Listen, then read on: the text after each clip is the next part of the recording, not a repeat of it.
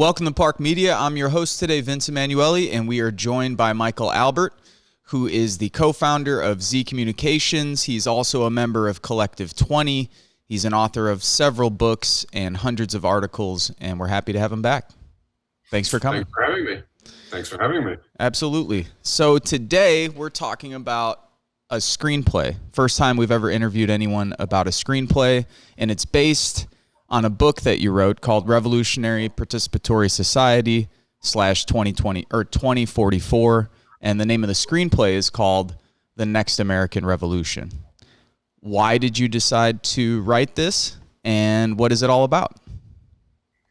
Well, the book was just another in a long line of writing, always trying to do more or less the same thing, talk about what we want and how to get it, but it used a different approach. It was basically, I suppose you could call it science fiction. They have some various names from this, a mockumentary, which means a documentary of something in the future that hasn't happened. How can you document fiction? But nonetheless, that's what technically I think it's called.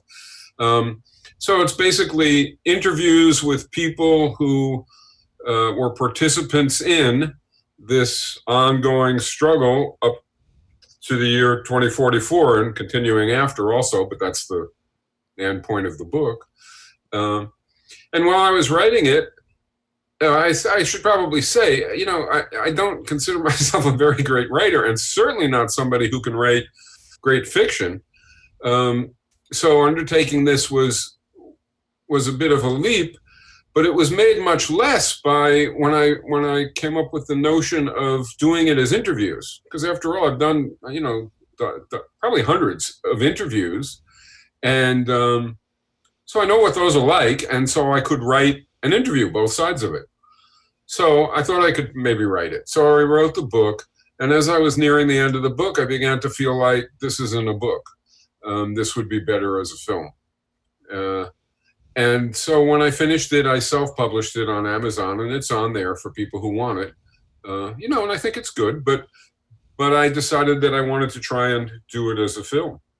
Now that was ridiculous, because I don't know anything about film and have had no experience with it. And it isn't just that I haven't written a screenplay, but nothing.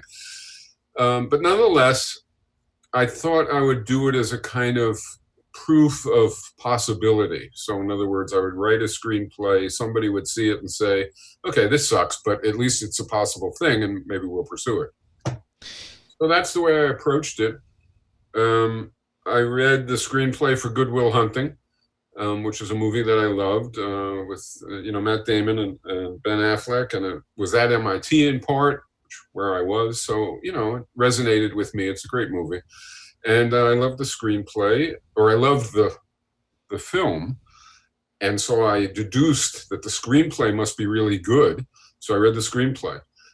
It's very hard to read a screenplay. It's not easy. And you don't see what you see in a film. So I tried to write a screenplay for a film. And one of them was Next American Revolution. And we've won. Yeah. So we've won. What gives you the idea that we can win? Well, I suppose there's two ways to approach this. If we can't win, we're totally fucked. So I'm not even going to entertain that possibility, and I never have. Instead, I just have to think of how we can win. But I also think we can win. History is, people look at history and they see 20 minutes worth of it, a short span worth of it, and they say to themselves, not much can happen. But if you look over the longer span, there is constant change and there is constant progress in various dimensions. And sometimes things speed up and sometimes they slow down. And, I think it is possible to have fundamental change. There have been fundamental changes in societies before. There's no reason to think that capitalism and racism and sexism and, authoritarianism, that's all the end of the line. I just don't believe it has to be the end of the line. It might be, but it doesn't have to be. And if it doesn't have to be, we have to do something to make it otherwise.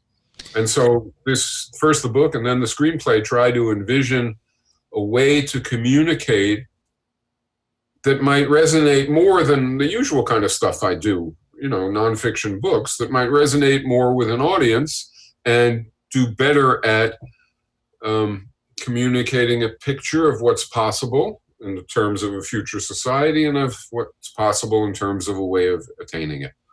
And that was the aim. Were there movies throughout the years that inspired you or that you can remember that had some kind of impact on your political development? Well, nothing like this. I think the closest thing I can think of might be Reds from a long time ago. It was about the Russian Revolution. The Battle of Algiers was a powerful movement for people in my generation. Have you ever seen Salt of the Earth, Mike?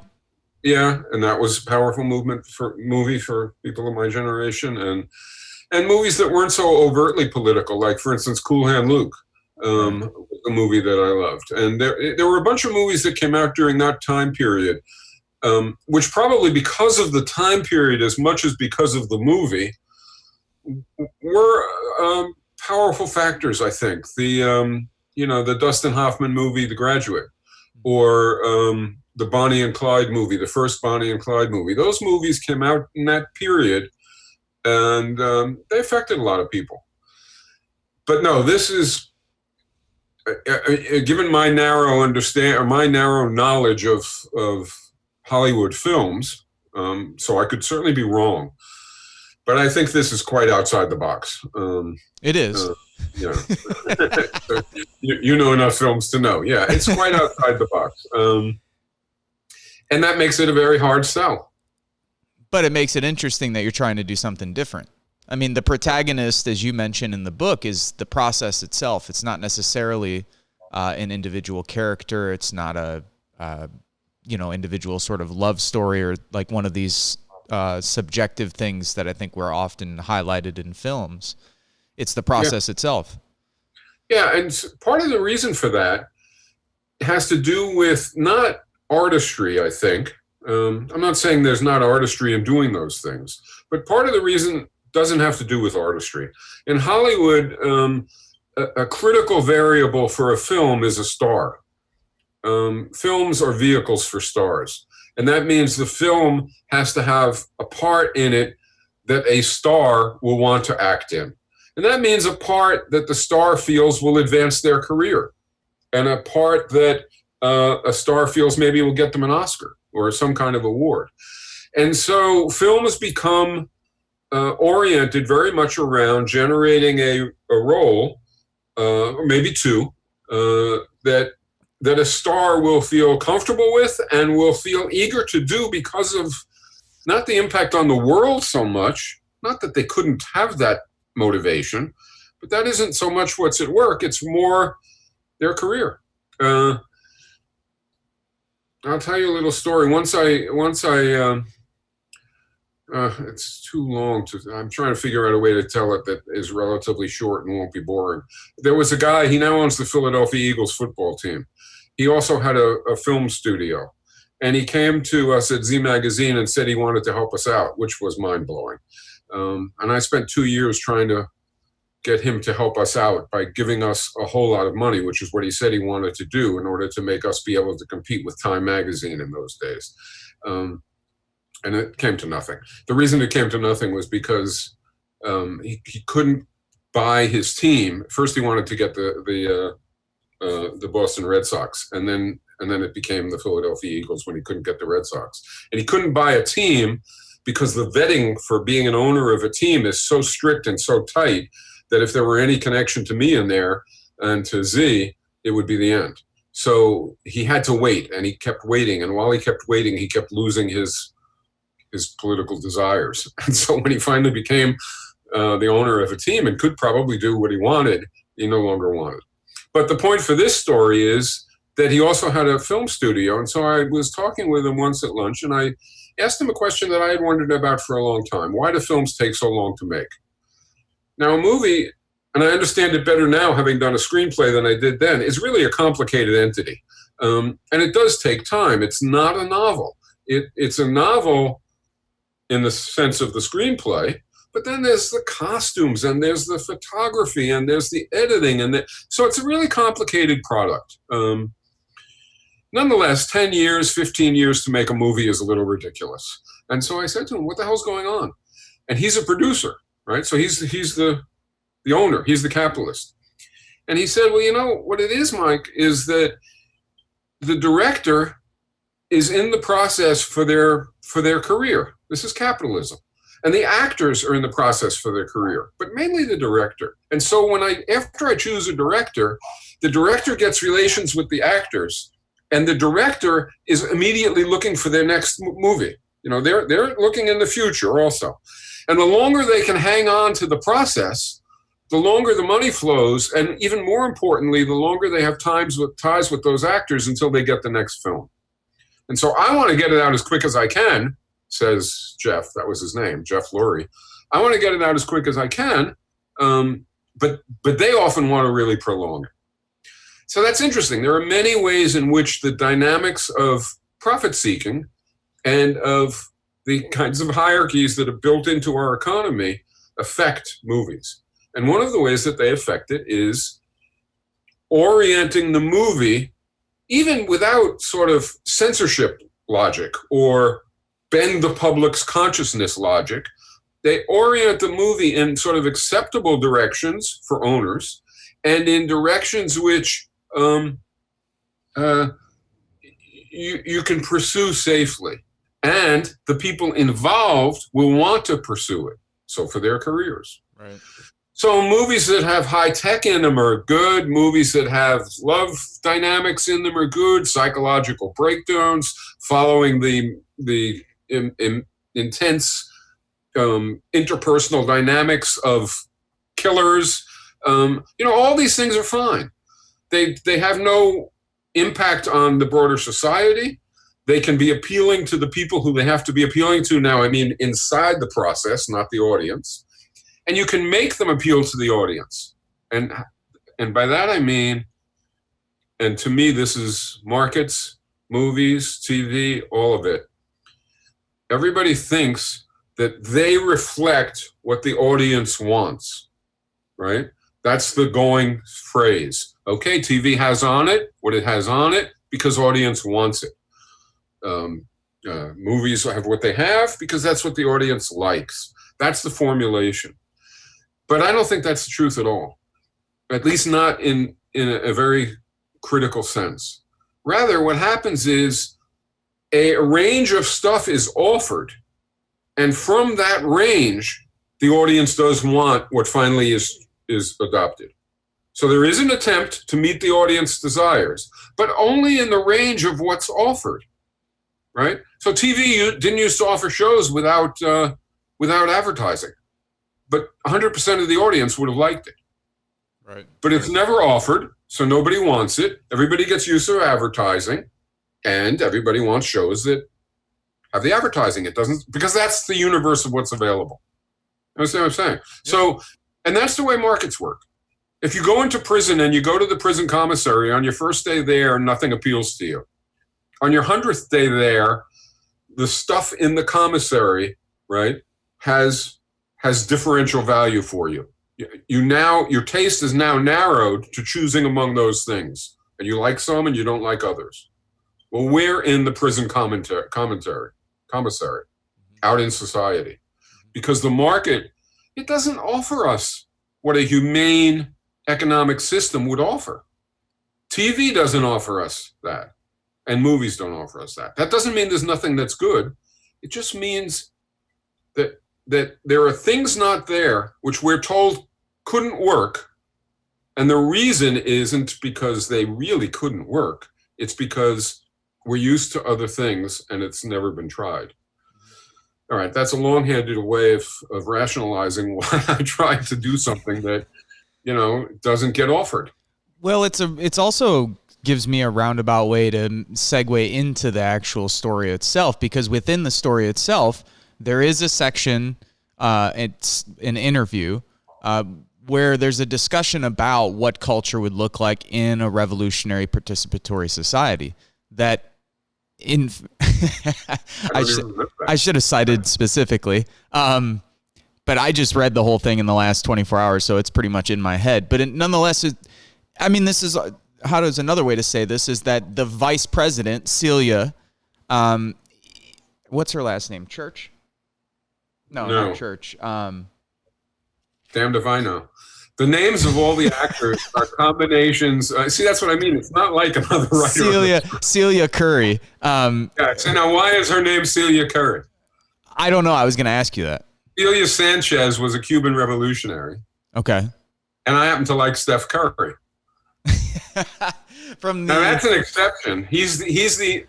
I think there's only one or two exceptions like that. Everybody else is named after either a political friend of mine's first name or a historical character's last name. Right. That's sort of ridiculous on the face of it, but that's what their names are. Yeah. No, I don't think it's that ridiculous. It makes sense. The conversation, I think, takes place also with Celia. It is with Celia, and it's towards the end of the screenplay, and between Miguel Guevara, who is one of the characters who's, he's introduced immediately because he's interviewing Malcolm King, who's the president at that time. And your audience is probably picking up the names now. Yeah, Sergio's laughing. Miguel Guevara. Miguel is actually the first name of a friend of mine in Venezuela. So it's throughout, it's like that. Anyway, go ahead. Yeah, so we meet Miguel immediately, who's a journalist who's in the Oval Office interviewing Malcolm King and Celia Curry, president and vice president. Celia Curry is actually, or was a former actress. She was also a former governor in California. And towards the end of the screenplay, there's a section where Celia's getting together with like some of these Hollywood actors. They're deciding what they want to do in terms of what they want to do politically. But then they also go on bouncing back and forth from her organizing the actors to then present day, where Miguel's then talking with her about what culture, what Hollywood movies and so forth would look like in this revolutionary participatory society, which I found interesting because I don't think it's something that the left talks. I mean, the left talks somewhat about economics and what it could look like, but not much. We talk a little bit about what political systems could look like, but not that much. The two parts that I found maybe most interesting were these kinship relationships and the culture, because it's two things that aren't talked about much. I know now in a different interview, we could probably go in depth with your work on participatory economics. I don't want to do that here today. And I know that's also a central part of not only all of your work, but also even in this new society. I wanted to just get a sense of, just building off of what you said, what you think culture could look like in a new society. What could these cultural institutions look like, and how do you see, or what would you suggest, that we would do to create these new kind of institutions and norms?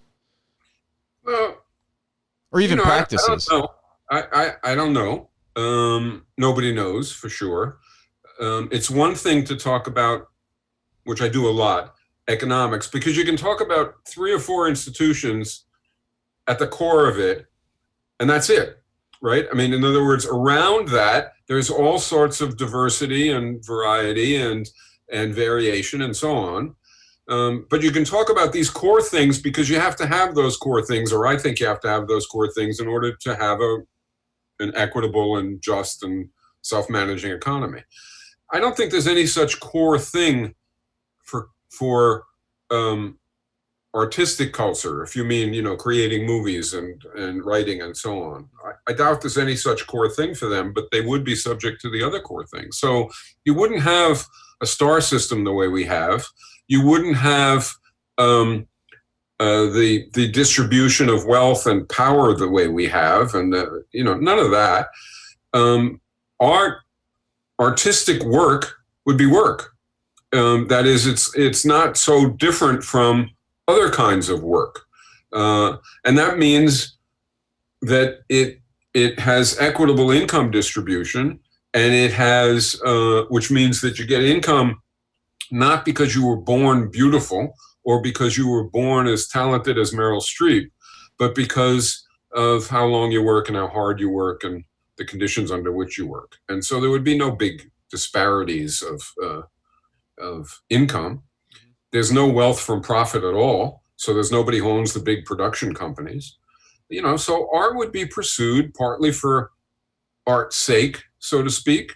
To do something beautiful, to do something moving, to do something that conveys something about the human condition or about something else. And probably it would also be done partly for, I guess, the reasons why I tried to do what I tried to do, which is to communicate something with a purpose of moving things forward. I don't know what more to say than that, honestly. I don't know. I'm not sure what part of the screenplay you're talking about. I remember her being involved in discussions about how the Revolutionary Participatory Society collective began in Hollywood, or discussions about what the Hollywood movement did. There's also an interesting exchange with her about beauty. Do you remember that? Yeah. That's from real life. If you tell me what you remember of it. It was almost what you had just said, which was that someone wasn't just going to be sort of born with this, you're born beautiful, and then therefore you sort of obtain all of these privileges in society, and people treat you differently. You're able to sort of exert your, I don't know what you'd say. You also pay a price for it, I think. Yeah. Depending on, Right. Anyway, the discussion in the screenplay is about what would happen.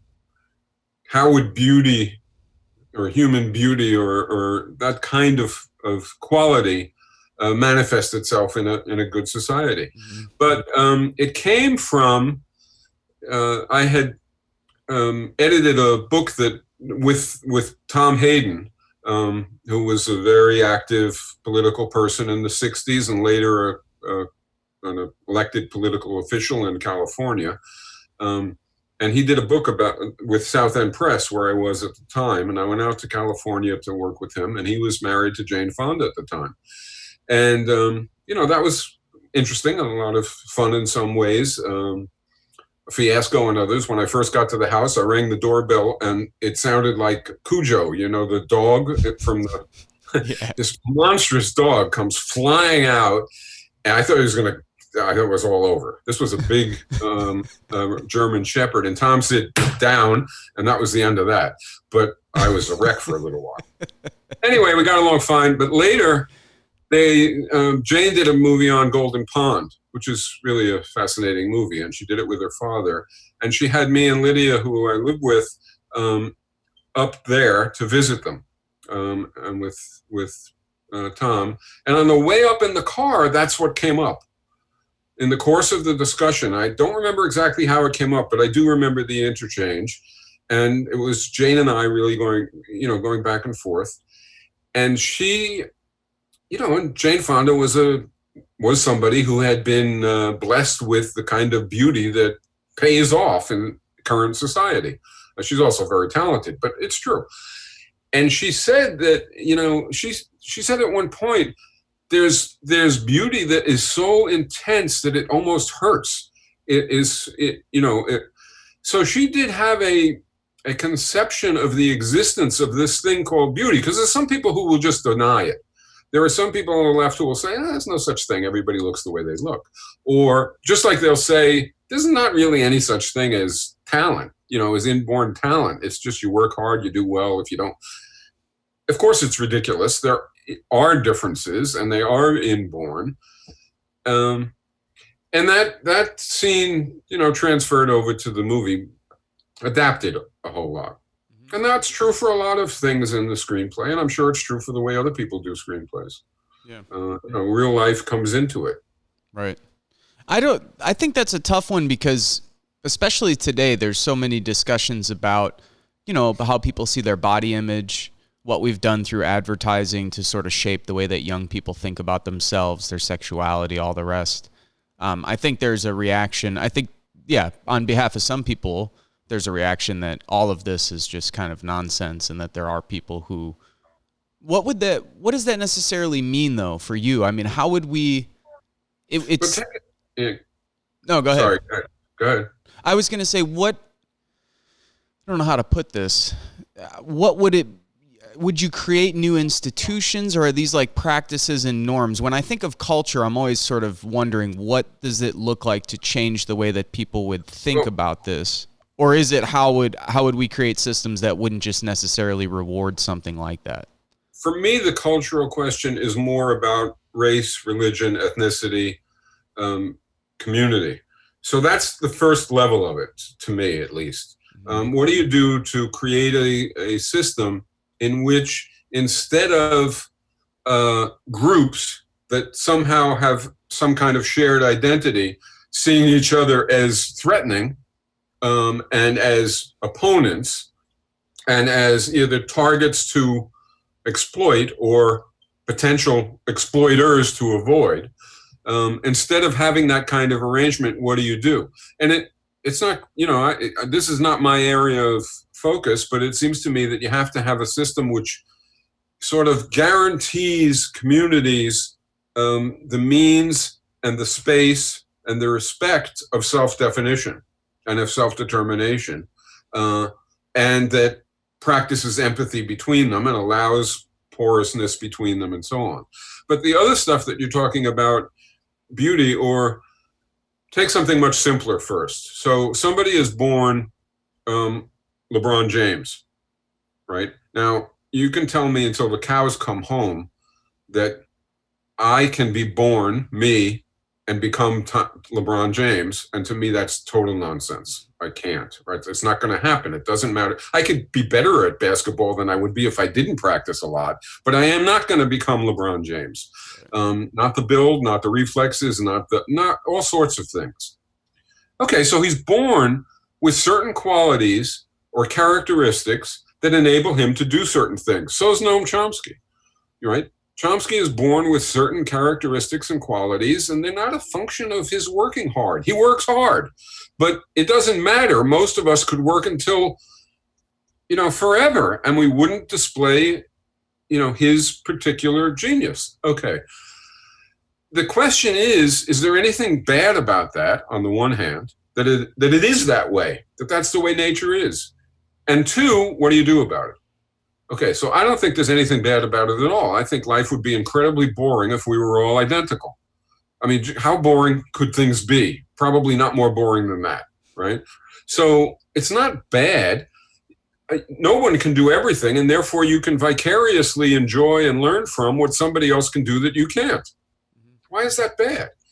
It's only bad if the traits and the qualities bestow upon you power and wealth and influence that exceeds what others have.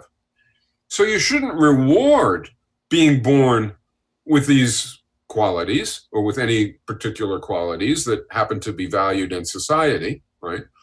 You shouldn't be rewarded for it, but nor should you be chastised for it. And it's a good thing because it accomplishes a lot and it lets other people benefit both vicariously and through what it accomplishes. So when I thought about beauty to write this thing, I thought the same way about it. It is there. It's true that society, in an ant society, Jane Fonda is not beautiful, right? Okay, that's true. So in other words, and in one human society, maybe she is, and in another one, maybe she isn't. But in a human society, there will be things that appear beautiful to lots and lots and lots of people. If we didn't play basketball, LeBron James's skills wouldn't be as astounding, right? But we do, so they are. Okay, so, if you're born with these qualities, you shouldn't pay a price for it.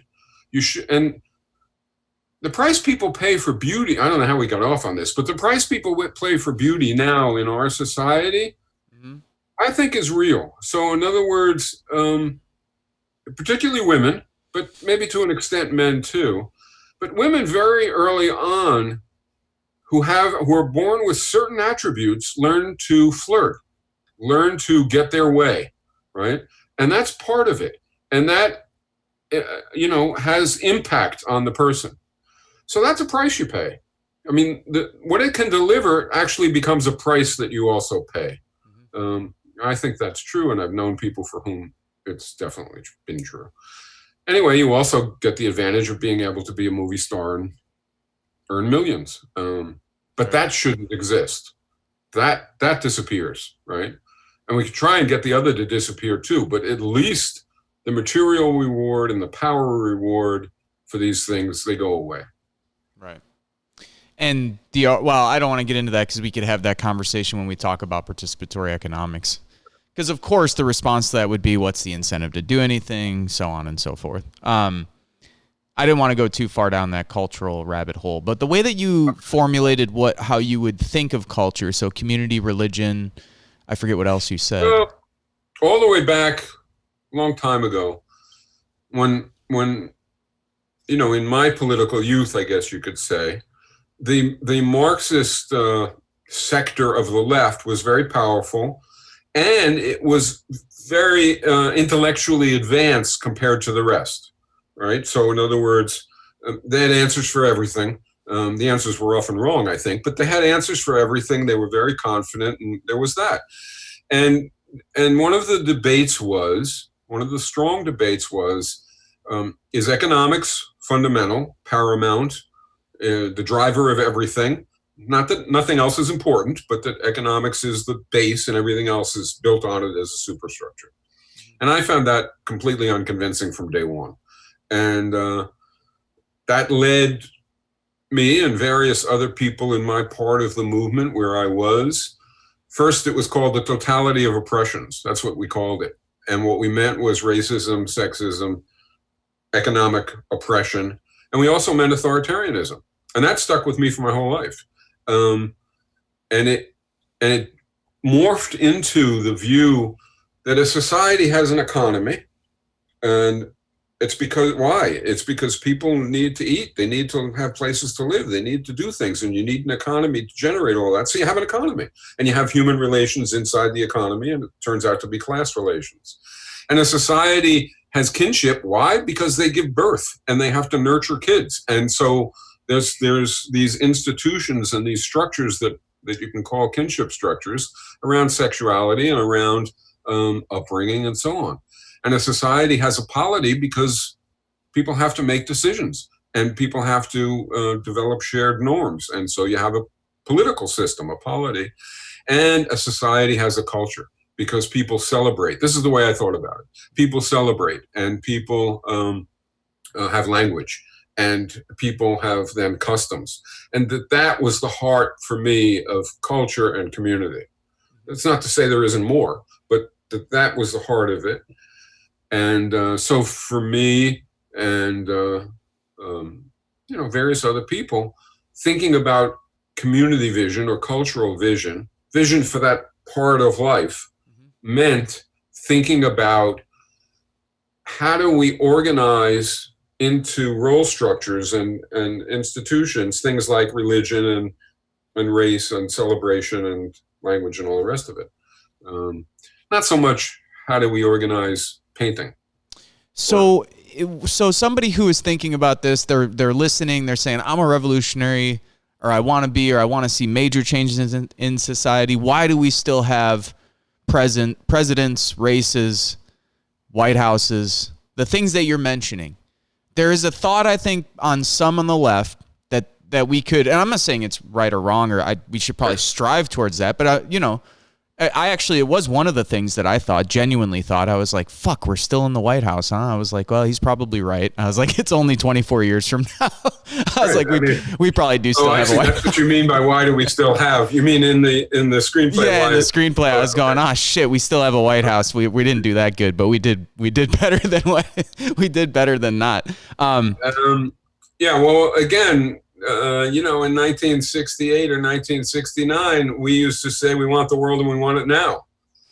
And we meant we want it now. Jim Morrison. The trouble is, we were not too smart and we didn't understand. And the fact that we didn't understand meant that all of the tremendous courage coming from my generation and energy coming from my generation and creativity coming from my generation, it accomplished a lot, but not nearly as much as it could have, I think. And part of the reason was a lack of understanding of how long the battle was going to be and of how important it was to solidify the gains that we made. We accomplished a lot in people's minds, but not as much structurally, institutionally.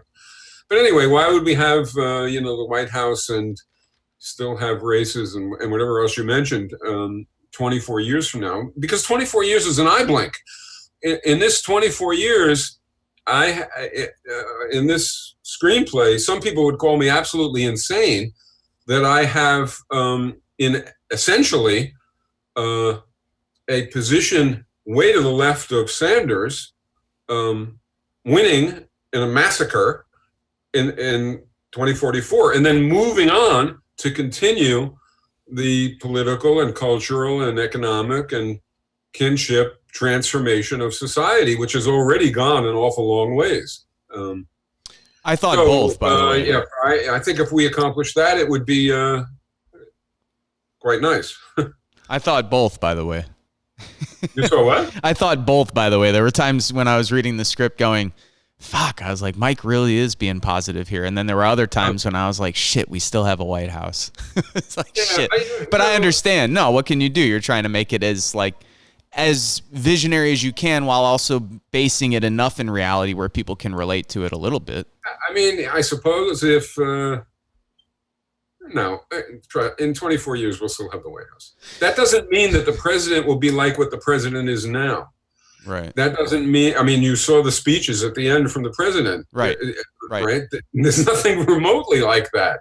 And he's just, that's not the center of the book. The center of the book is the process that's going on around them that put them in office, but it's going right past them into the future. And they understand that. And they're fine with that. And over time, the White House would, I don't know. In other words, I think when a lot of people think revolution, and how I thought about it when I was young and getting involved with the movement, is that like all of this would go away. That you would move to something better than representative democracy. There wouldn't be like Congress, and there wouldn't be corporations, there wouldn't be banks and all of this. But as time goes on, well, that's all true. I agree with all that. You think so? Move beyond all that. It's just that not in 20 minutes. It won't be 1 minute we have all of that. Right. And 2 years later, we don't have all of that. Rather, there's a process. This is what the book describes, I think, or what the screenplay describes. There's a process in which diverse, interconnected movements are building alternatives and are fighting simultaneously for change inside institutions. So you're fighting for change inside, let's say, Amazon, right, or hospitals or whatever you want. And you're simultaneously building alternatives which embody the new values that you intend to. So you're winning changes that move toward those new values in existing institutions, and you're building new institutions that go even further toward it because you're not saddled by the old structure in new institutions. And you're developing that as time goes along. But it does take some time, and it's a constant struggle. And when you do come out the other side, I believe that there will come a time, maybe it's 50 years from now, maybe it's even 35 years from now, if it goes exactly the way the screenplay says, or almost roughly, and then another 10 years go even faster, there is no such thing as a corporation, because all workplaces, there are still workplaces, all workplaces are organized in a way that is completely foreign to corporations. It's just completely different. There's no such thing as a contemporary type police force. There are institutions which help with difficult problems that need intervention, but there's nothing like a contemporary police force. There's nothing like a contemporary state. There is a polity, because you can't just say to yourself, corporations suck. Corporations are horrible. Corporations do all these bad things. All true, right? So let's get rid of factories. Let's get rid of workplaces. Let's just not have any of that. This is going too far. This is saying something true. Capitalist economic institutions are horrendous, but it's extrapolating to we should have no economy. That's nonsense. Saying contemporary political institutions are horrendous, and they are. I mean, it's impossible to exaggerate how horrendous these things are. Someday in the future, people will know that they are as bad. I mean, just how horrendous they are. But even though they're horrendous, even though the state, the political system is horrendous, that doesn't mean you don't have a polity. That doesn't mean there aren't going to be norms and agreements that are negotiated throughout society in a political system. There are. It's just completely different. And the same thing goes for other things. I was going to jump into kinship, but the reason that I pulled two specific sections out of the screenplay was because they're very relevant to today. I mean, two of the and I wanted to know how much of this you pulled from personal experience and how much of this you're just thinking about in today's context and adding your thoughts. The first is Miguel Guevara talking with Bill Hampton. Bill Hampton is Bill Fletcher. Okay, yeah. So Bill Fletcher and Fred Hampton is who I thought it was. They're having a conversation about the second convention of the RPS or RSP. I'm sorry. So they're having. I know what you've got here. Yeah. Yes, military people with. Keep going. So let me read a portion of this. This is Miguel. He's asking, you were in a confrontation at the second RSP convention. Am I right? Bill Hampton says, yes, a group of ex-military proposed that we should arm ourselves and train ourselves to battle directly with the police. It was understandable. It was well-motivated, but it was horribly wrong-headed. So 7 ex-soldiers in RPS hats and military jerseys occupy the stage beneath the RPS flag, and a white soldier steps up and says, I'm rejecting weapons as cowardly. No one ever leaflets anyone into submission. Overcoming repressive violence requires inspirational violence. Look at your rifles. Can't you feel their power? It is that simple. You are with us or you are with the state. Now, this exchange is taking place throughout the United States right now. Yeah. Where did you get this? I'm assuming some of this comes from your experiences in the 60s and 70s. And I'm also wondering, what are what I'll just let you take it from there, because this to me seems so important right now with what's going on. Well, it's written 2.5 years ago, so it wasn't written during what's happening. Right. But it's a constantly recurrent thing. And yes, it does come, in my case, more from the 60s and Weatherman and the Black Panthers and so on. And I knew people in all these organizations. I was recruited for the Weathermen, but I didn't agree to it. That's an interesting story, actually. The Weathermen in Boston were very astute, very smart, very sharp, very knowledgeable, and very angry and militant. And so was I, very angry and militant. And they tried to recruit Robin and I. And I went to Noam because I was at MIT, and Noam was, we were friends, and it was in the early days of our friendship, but we were. And I told him, and I asked him advice. And Noam hates giving advice. And he generally says, I don't know, that's not what I'm good at. I don't know anything about strategy. And this time I think he was afraid of what might happen. And so he gave me some advice. And what he said is, and this, I'm not making this up because it's, you'd think it would be made up after the fact to make him look, like foresight. But he literally said, they're going to blow some stuff up. They'll probably blow some of themselves up, and they will do nobody any good. The Weathermen. And that was about all he would offer. And that was, of course, actually correct. I think. And some of these guys were my friends, and women were my friends, and they did blow themselves up, and that was a very sad development. And when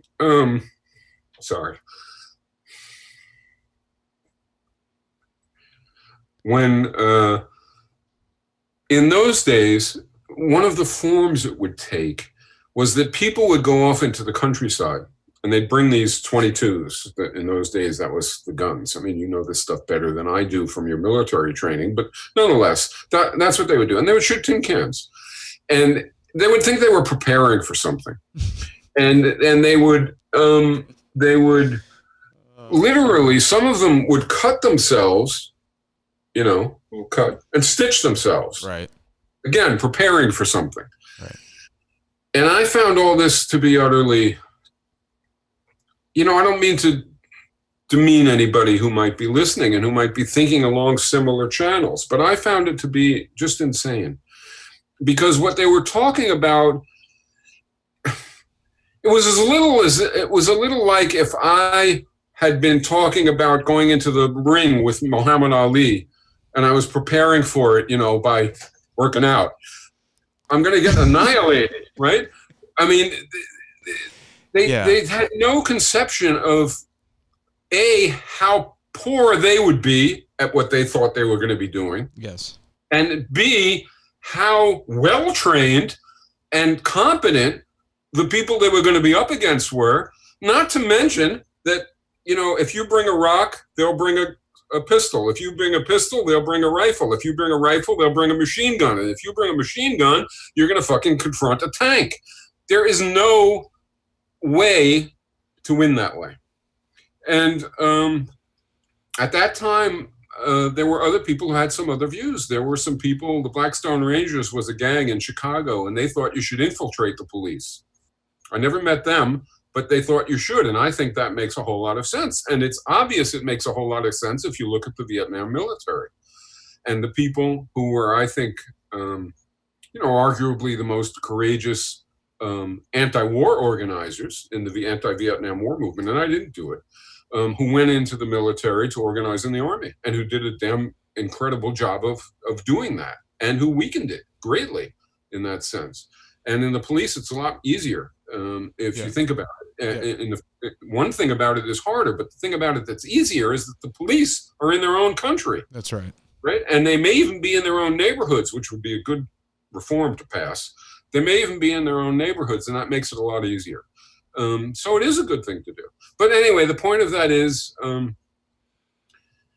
I get people being angry. Trust me, I really do get that. And I get people, wanting to lash out. But it's not wise. And I would go so far as to say it's not even responsible, even though I empathize with it, right? To lash out and to, follow this kind of path without thinking very seriously about the implications. At first, for you, though, this didn't come out of a place of ideology. You weren't a pacifist who said, look, I'm just opposed to this for this reason. That you looked at the situation, thought to myself, I'm pissed off, I'm angry, I'm tired of what's going on. What we're doing isn't seem to be making the kind of difference I want to make. But then you look at the situation and think strategically, this is just crazy. Now, in hindsight, you've had enough personal experience, not only from that time in your life, but you've worked with groups throughout the world. You know activists and organizers throughout the world. So I'm sure over the last 30 or 40 years, you've also seen in many other contexts the same thing unfold. That it's not just that it was the Weather Underground here in the U.S. that failed, but that there were numerous groups in Europe, and I'm thinking of Italy, Germany, I mean, go on and on. Yeah, that's true. And I'm not a pacifist. I'm not a pacifist now. I think self-defense makes sense. I think there are circumstances in which it makes sense. You strike and you have a picket line and scabs want to get through it. That's going to get violent, and it's okay that it does, right? I mean, it's not, people shouldn't just sit there and take it from the scabs coming through. But there are things. The problem with violence is partly what we were talking about a minute ago. It's their terrain, right? It's where they win. A sensible strategy does not pick as terrain the terrain on which you're weakest and they're strongest. It's virtually the only terrain on which they're strong. So it's their strongest terrain, it's our weakest terrain. That's probably not good strategy. So that's one problem. The second problem is what it does to you and what it does to your movement. And that's not a small thing. So it does tend to make movements, especially in a country like ours, wildly macho. It does tend to exaggerate and propel those kinds of traits, which means it also diminishes the probability that large numbers of women are going to relate. Take the Intifada. When it was nonviolent, it was much bigger, and it was actually making great headway. And the Israelis were smart enough to realize that they had to provoke the Palestinians, and the Palestinians sort of had more discipline in many ways than we did, and held off.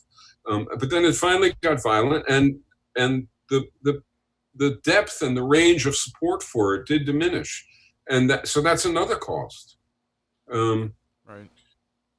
The person who, one of the first people in the United States in the 60s, who was a strong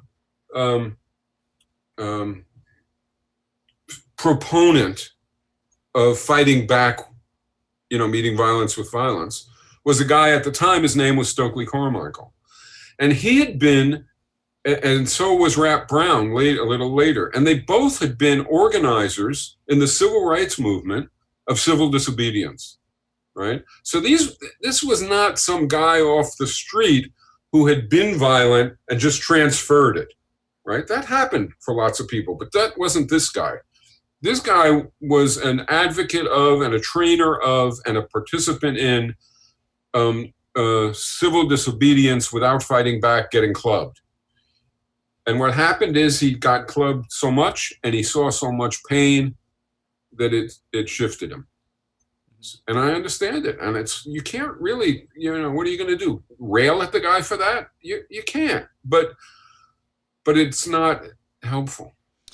No, and it's particularly not helpful if someone has a voice like that within the movement. I mean, the problem is that, when you have a certain amount of influence, I think, do you understand why you would rail against them?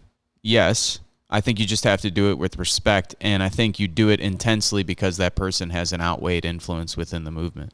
I mean, I think, in other words, I would understand if there was a 29-year-old black veteran right now who was leading the BLM movement and was ranting and raving about being in Afghanistan and Syria and the things he had seen, and I would understand it, but I would intensely criticize that person because I'd be really scared that person could influence any number of people, Yeah.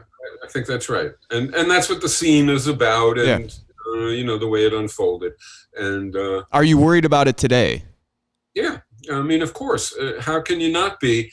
Today's situation is for me, it's very hard to understand in a lot of ways. It's big, in some ways on a scale that hasn't been seen before. It's moving fast in some ways, like some other times, but there isn't an ideological underpinning to it, and that's a difference. And there isn't really a counterculture in the sense that I understood it and experienced it, and that's a difference, a glue that's missing.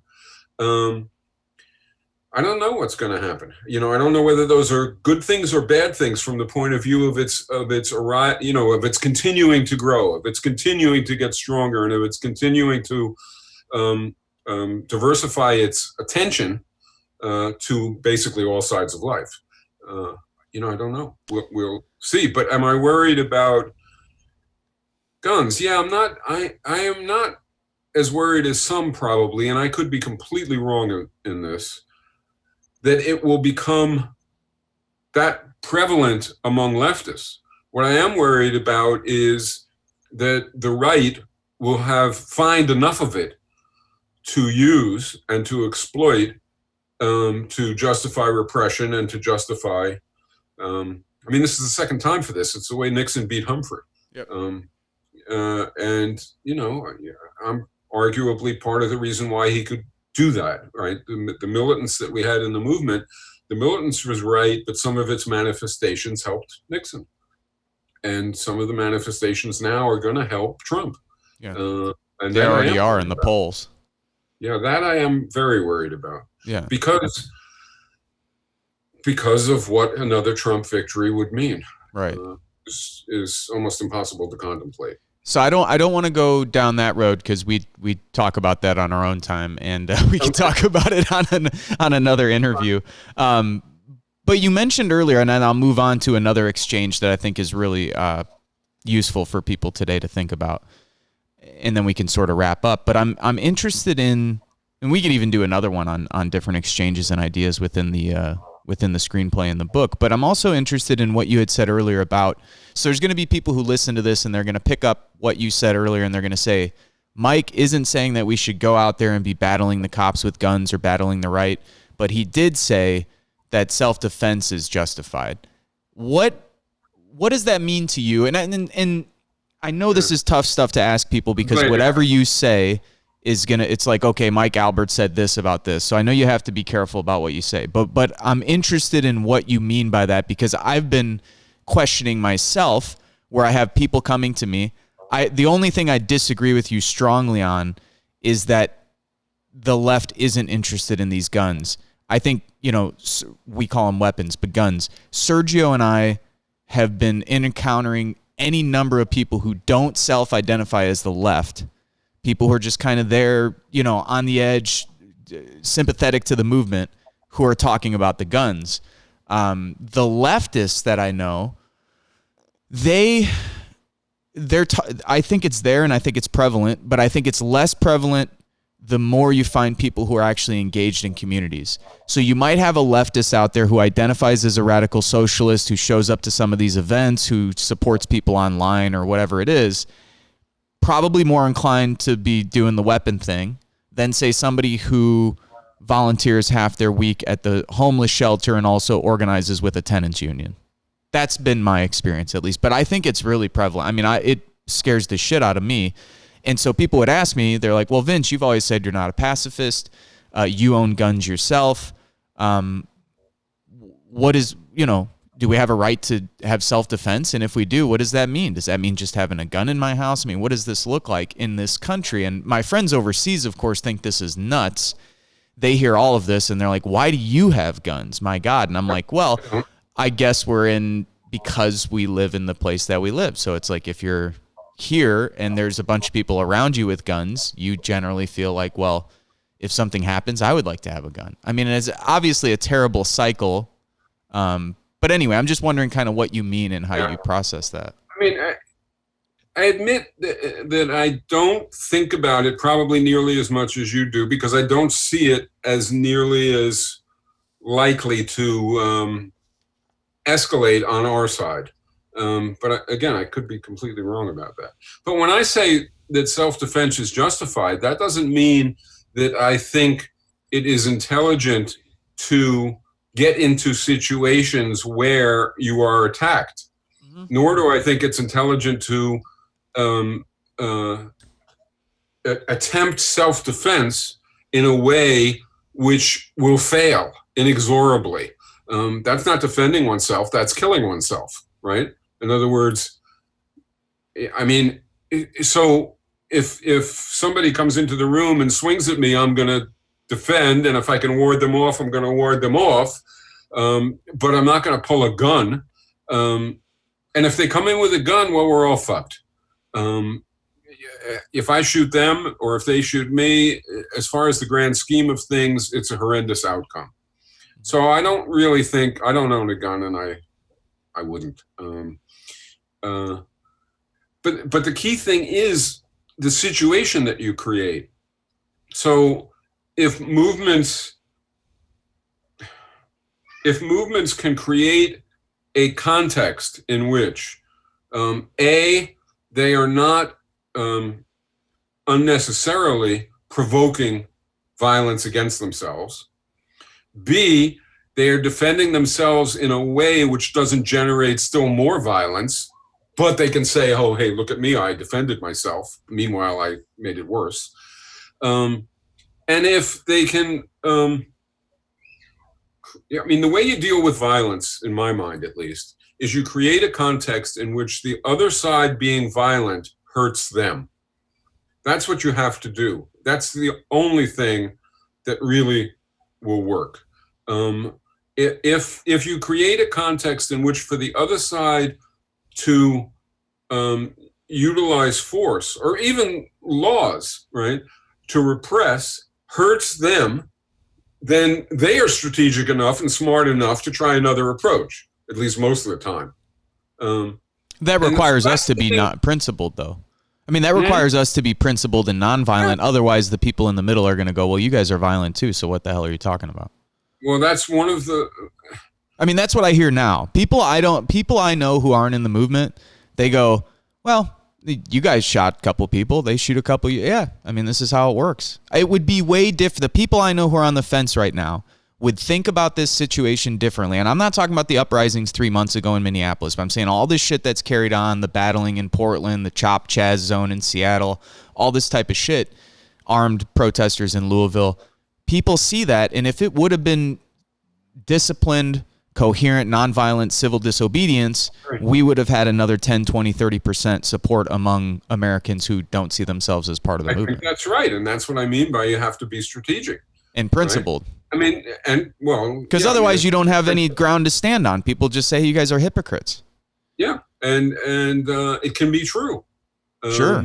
It isn't always true that our critics are wrong. Right. Sometimes our critics are right. That's something that comes up throughout in the book. We have a tendency to think that anybody who criticizes us must be a fascist thug, maniac, and wrong. It's not true. Yep. Lots of times criticisms of us are warranted, and what we should be doing is hearing them and trying to do better. So, I agree with you, and I do think that look, if you're gonna hold a demonstration and you're gonna have 200 people, and you're gonna do it in a place where the other side is going to want to repress you, you're already in trouble, right? Demonstrations should have 5,000 or 10,000 or 50,000 people, and they should be tight knit, and they should be disciplined about what they're doing and understand what they're doing, and then the repression against you looks bad on the other side rather on your side. Now, I've got to be honest with you. We used to say different strokes for different folks. Multi-tactic, multi-issue. Okay, so multi-issue was that notion that it's not just the economy, it's race, it's gender. So that was the multi-issue side of the thing. The multi-tactic side of the thing was, look, sometimes it makes sense to do a march and it's just a march. And sometimes it makes sense to do a rally and it's just a rally, or a teach-in and it's just a teach-in. But sometimes it makes sense to do something that's more militant. And we thought it made sense at times to, we would organize a big rally on the Boston Common, then a march that comes off of it, and finally trashing in Harvard Square. And the mentality was, we're demonstrating the size, we're demonstrating the discipline, and then we're demonstrating the militants. And we're saying to them, make changes, or every part of that's going to be bigger next time. There's some logic to that, but the trouble was that the last stage of it didn't make it bigger, right? If it was true that breaking windows would increase the size of the movement and increase the consciousness of people doing it and increase the solidarity of all the actors, then I'd be all for breaking windows, right? But if breaking windows does the opposite, then it's not a wise tactic. It's a self-defeating tactic. And you have to assess which is it. So I totally agree. And my question to you is, do you think there's more people with a voice on the left, people who have anywhere from like a small platform to a large platform, who feel this way, who don't say anything because they're scared of what they're going to get from people on the left? That people on the left are going to, quote unquote, cancel them, attack them, call them out, tell them they're traitors, alienate them from the movement, whatever it may be. I mean, is that the primary reason that you think more people on the left don't speak up? I'm not sure. I know people my age, and I think some of them are reticent because they're tired. Some of them are reticent because they are so busy doing other things, movement things. I doubt many of them have that fear, because I don't think many of them would anticipate that. Although a lot of people don't write, say, about the election for a similar reason to that. You're right about that. In other words, a lot of people don't write about beating Trump being a priority, so much of a priority that you have to vote for Biden in swing states. A lot of people don't write about that because they don't want to face the anger and the denigration that you get. That's true. I don't know whether that extends over into this issue. I just think it's the difference between where you are and where I am. I don't mean age. Well, that's part of it, but you're in the middle of the country and I'm in Boston. Yeah, I'm in Northwest Indiana. Yeah, so it's different. But maybe so. I mean, you might be right about that. And if so, that's as large a failure of being strategic as advocating guns is. I mean, in some ways it's larger. Look, if you know what's going on, and if you know what's better and what's worse, and you know it because of experience and because of sober analysis and so on and so forth, and you don't say anything, how is that not as bad or worse than if you're young, pissed off, angry as hell, and you think, if you don't get a gun, you're going to get blown away? Okay, so, who's making the bigger failing here, right? The one who has all that background and who doesn't talk, or the one who's young and just getting going and is making a mistake, I think, right? I think Sometimes on the left, too, I would say that we might fetishize youth a little too much. I think that there's a little too much fetishizing of like, this is the new generation. They've got all these ideas. To the degree that the new generation has new progressive ideas compared to the older generation, it's because of the work the older generation did over the last 40 years to lay the groundwork for them to be born into a world where those kind of ideas are a lot easier to come across, are a lot easier to access, are easier to express without fear of, pushback and all the rest. I mean, it is also due to the work that we've done since we've been teenagers, for the last 18 years. I'm 36 now. So for the last 18 years, the work that we've done. But I've always found this somewhat troubling for two reasons. One, because then it's as if almost like with capitalism, when people get rich, it's like, oh, I did this on my own. And it's like, oh, no, like the reason that we had these opportunities, this knowledge, et cetera, was because of the generations before us who laid the groundwork for us, for better or worse. So that always troubled me. And it also troubled me because when I got out of my 20s, I mean, I'm 36 now. When I look at when I was 30, I think you were fucking crazy. And then when I was 30, when I thought about how I was thinking at 22, I was like, you were crazy. Like, some of it was good, but a lot of it was crazy. So I'm at 36 now. I look back at what, say Sergio and I were saying to people at a conference or something or wherever we were when we were 22, 23-year-old pissed off combat vets home from the war. And I can't even believe these people put up with us for as long as they did. So I do think that's an issue as well, is like, and we don't respect our elders enough. So I think, it's true that we have to be critical of people who have come before us, but I also think it's tied directly into the culture that we've created in this country, where we really, like, the old are just, hey, put them to the side, put them here, put them there, get them out of my nose. I got stuff to do. I got life to live. I don't have this old person to take care of. And it's a little different, but I think it stems from some of the same thing. I don't know. Yeah. American culture is not a very wonderful context in which to try and do political work. It just isn't. It's too violent. It's too bitter. It's too, attack or be attacked. It's too, all these kinds of, it's too individualist. But it's the way it is. So okay, that's the world that we have to function in. And then we have to figure out how to do it effectively. As far as the young, I guess I would say youth gives you energy. Youth gives you, in some contexts, courage. Youth gives you a lot of freedom. But youth per se doesn't give you knowledge, and it doesn't give you intelligence, and it doesn't give you, careful reasoning.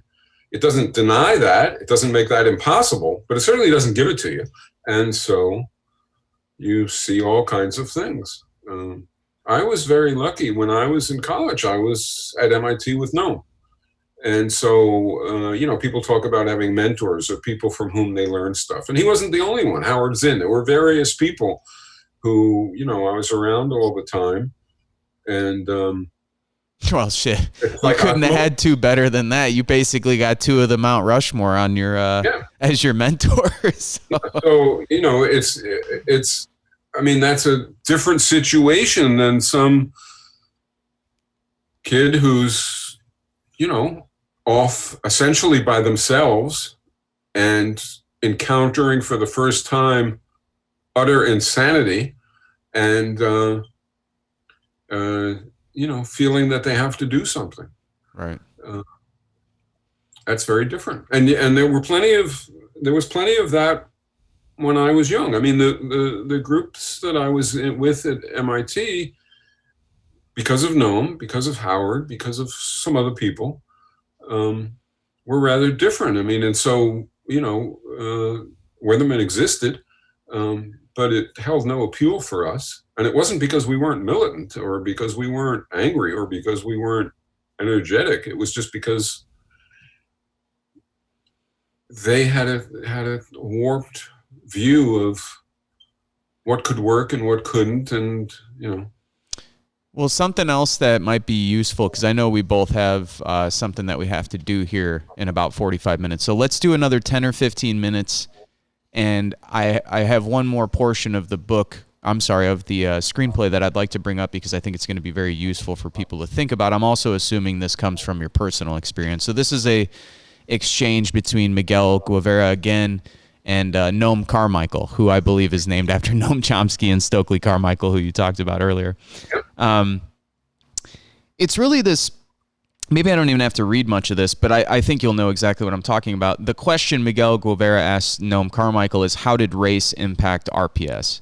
And then there's like 3 or 4 pages of a discussion about sort of, are we good, Serge, on battery? Okay. So we'll just take like 10 more minutes. But there's this discussion about race and how it would, how you would talk about this, which is like this reoccurring thing that I absolutely love about the screenplay, which is that I think it shows how you would have more meaningful, useful, productive conversations. And this, of course, might come, I'm assuming, from your own mistakes in the past. As I'm reading through this, this made me think of nothing but how much I fucked up over the years, so I appreciate that.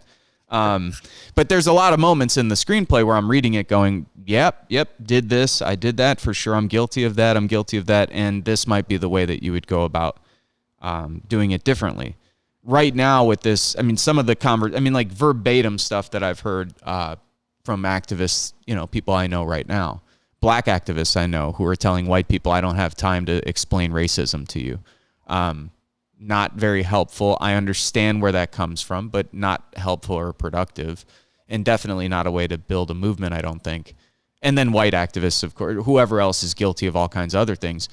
What are the lessons you learned through your process of dealing with building different coalitions, multiracial organizations, and then this moment that we're in now where I think there's a legitimate concern, and I've expressed this to you elsewhere, that the identitarian side of this movement could become prevalent enough to like turn people off. That if the language remains around white privilege and white America and black America, and there's no nuance there, it's just, talked about through strictly a racial lens, and a very limited one at that.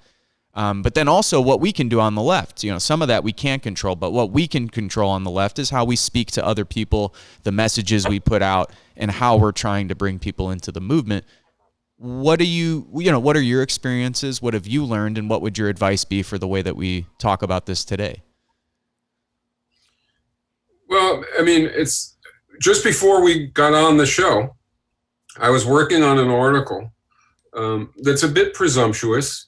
It's a response to what's just happened, including the NBA response and the athletes. And And so, the question that arises for them, I think, is if you strike and you go home. Jaylen Brown, who's on the Celtics, raised this in their discussions. He said, basically, if you strike and you go home, why is that worth anything? Okay, the strike is worth something, but then we're not doing anything. So if we don't have anything that we're going to do, and he actually said, look, I've been on the front lines. I'll go to Kenosha with all of you. But if you're not ready to do that, then we shouldn't not play, because while we're playing, we can have an impact. Okay, but suppose they took it a step further, and suppose they asked, well, what could we do, right? And that's an important kind of thing. So if they strike it, if they had ended the season, and they didn't, they're not ending it today. I mean, they voted to come back, I think, Saturday. But if something happens a week from now or 2 weeks from now, they will be confronted with the same situation, and they probably will end the rest of the season, whatever's left.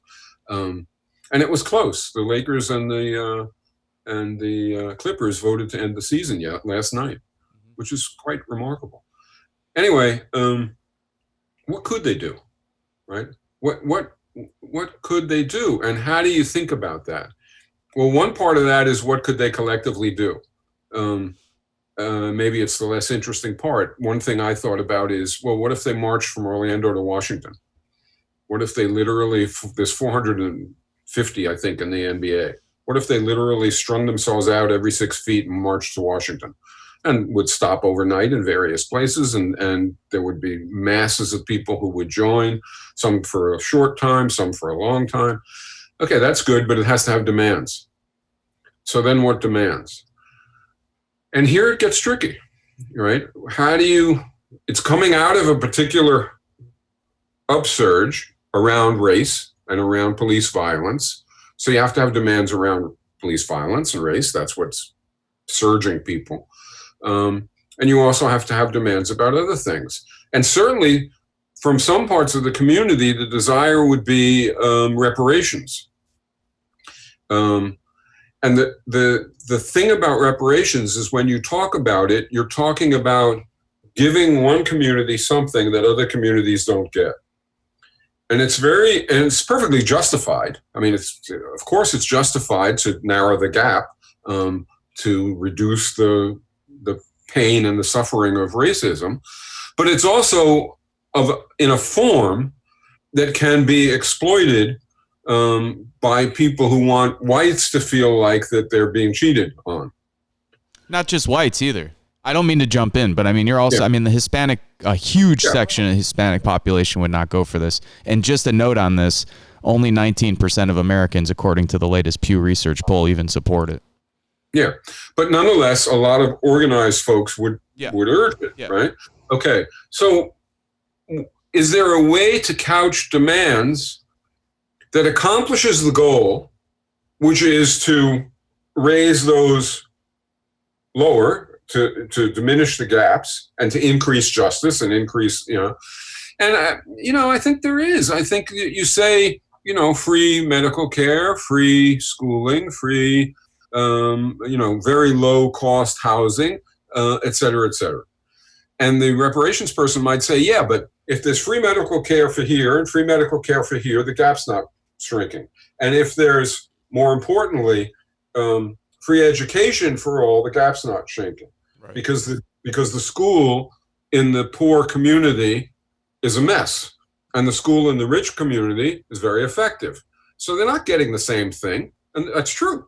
Right. All right, so you change the demand a little, and you say free schooling for everyone, but the standard of schooling is such and such a ratio for students to faculty, such and such a ratio for equipment to population of students, and for extracurricular, et cetera, et cetera. And so what you've done is you've raised the floor, right? And this gets nothing, gets no money, because they're already there. And yet you're not couching it in a way that produces the problem. So that's one part of it. But another part of it, I think what you were describing in the screenplay, and taking this, I don't know whether taking this out of context is a good idea, but the exchanges, I think one of the exchanges is about privilege, and the use of that terminology, which I think is diminishing now, but it was stronger when I wrote it 2.5 years ago. And the other one was about, what the hell was the other one about? Explaining racism. That right. It's not your job to, Who does it? Okay, so the privilege one, the notion that is talked about in there is that talking in terms of white privilege makes people think that what's going on is that whites are losing something. And then when you look and see what people call privilege, right, it's things like, not being hounded by the cops, right? Being able to have a voice, not be, all things that everybody should have. Yep. The solution isn't that the whites lose those things. Those privileges are privileges everybody. They're not privileges. They're rights everybody should have. Yep. Right.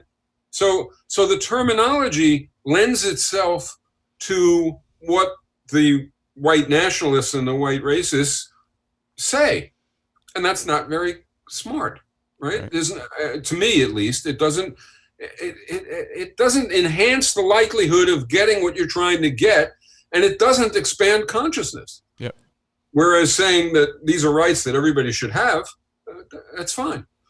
And the other one was, oftentimes you'll have blacks and women saying, look, it's not my responsibility. It's not my responsibility to tell you whites all about racism. It's not my responsibility, a woman now, to tell you men about sexism. Well, that's true. It's not. And it's a burden to have to do it. That's true also. Yeah. And it's also true that we live in a world where burdens are going to be things that we have to carry around to try and change the world. And so that's a burden. It's also a burden to fight against racism. Does that mean that blacks won't fight against racism because that's a burden? No, right? Does it mean that blacks should always be responsible and talk about race? No, but when you are better able to do it, and when you're doing it would have a positive effect, then it's an action which pays off politically. That's the criteria. The criteria isn't, is it annoying for me? Right? That's not the criteria. What kind of criteria is that? Right? And the same thing for women dealing with sexism. Sure, men should learn, and then men should be able to organize other men, but no man is going to be as good as a woman who's good at it. Right. Right? And the same thing for whites and blacks around race. And so sometimes it makes sense. And something that's interesting that's going on right now on the sports shows on TV, there are lots of black athletes, sometimes coaches, who are being interviewed and talking. And they are explaining racism on TV to, I hope, massively white audiences. And they are doing it very effectively. And I would even say getting away with doing it very effectively because it's not normal. This is something that's being won by the upsurge. And I think it will have profound effects. I don't know. I'm not saying it ends racism forever, but it's definitely moving us forward.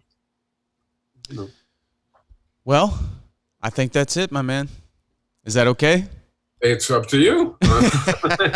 No, we got a half hour before we talk to Peter, so... I can go further. I'm fine if you want to do more, but if you don't... No, let's do it. We got 90 minutes down. We'll do another one. I got other sections I'd like to rip out on kinship from, the conversation with Lydia's character. There's a bunch of stuff I could talk about in here. All of it would be useful and applicable for people who are doing this work, so I appreciate it. It's up to you. Ask me about how hard it is to... it's a change of topic. Yeah. But how hard it is to... what are the odds that it will become a movie? Okay. Well, what are the odds it'll become a movie? Slim. They're slim. 50,000 screenplays are written a year. And about 400 movies are made a year. So that's already slim, obviously. Just on the face of it, it's ludicrous. Yeah. And then there's the problem that it has none of the features that a film is supposed to have to be made into a film. It doesn't have an Oscar role. It doesn't have a role that enhances the reputation, the acting career. It might enhance the respect given to actors because they did this. There's all sorts of things, but it's not in the normal range of doing that. It doesn't have pathos, human interpersonal pathos that we line up with somebody and we root for them or we see ourselves in whatever it is. It doesn't have any of that shit. Right. All that can be done really well, but this doesn't have any of that. So the odds are pretty slim. So when I sent it around, I get no response from lots and lots of, well, not lots and lots, from let's say 20 progressive recipients. Now, part of the reason is because you can't even write to them. You can't reach them. You don't have their emails. You write to agents and to, this is for people who want to, write a screenplay, I guess, and you can cut it out if you don't want it. You write to agents and to publicists, and maybe the publicist or the agent passes it along. But to pass it along is risky because there's all sorts of lawsuit problems. Right. Because I don't have my own legally verified agent sending it to them. It's just me sending it to them. And they can be accused of ripping it off if they do anything remotely like it. So there's all this insanity. And then it'll, it gets through maybe to, in my case, two actors, one director. And, got a lot of positive feedback, positive praise, but none of them took the plunge. Because it's a risky plunge to take. And also they're very busy, and so it's hard. So, I don't know what's going to happen. I keep trying, and we'll see.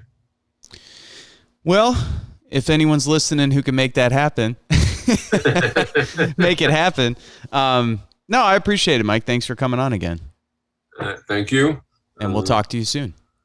Okay. I'm here all the time. You've been watching Park Media. I'm your host today, Vince Emanuele, and we'll talk to you soon. Hey, thank you for watching and listening. If you think this program is worth a pack of cigarettes or a cheeseburger, you could become a Patreon for as little as $3 a month.